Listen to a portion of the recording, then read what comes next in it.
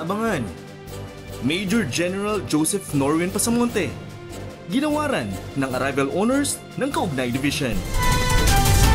Kaugnay Division, nagsagawa ng donning of ranks sa newly promoted officers. Joint change of Chief of Office ng OG-1, OG-10 at Assumption Ceremony ng Chief Division Public Affairs Office sa bayang Idinaos. Army Sergeant Major, bumisita sa 7th Infantry Division sa Fort Magsaysay. Iba't ibang basic at advanced career course ng Philippine Army ngayong first training cycle, umarangkada na.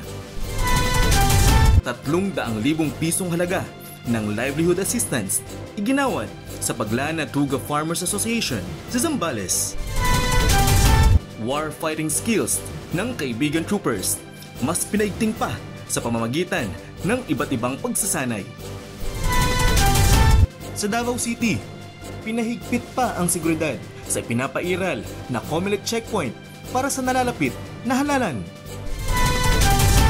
Kultural at makasaysayang tribal hall ng Atamanobo na panumbalik dahil sa pagtutulungan ng komunidad at kasundaluhan sa Talaingod, Davao del Norte.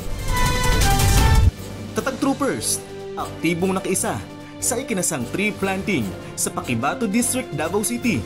Mahigit 1,000 seedlings na itanim.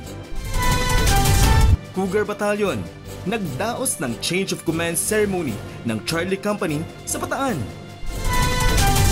Ngayong nauuso ang sakit dahil sa taglamig, baka monkeypox na yan.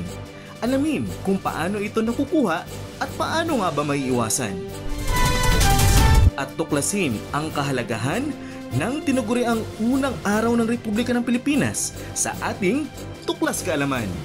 Ang lahat ng yan, tutukan mamayang 12:00 ng tanghali sa Kaugnay Video TV.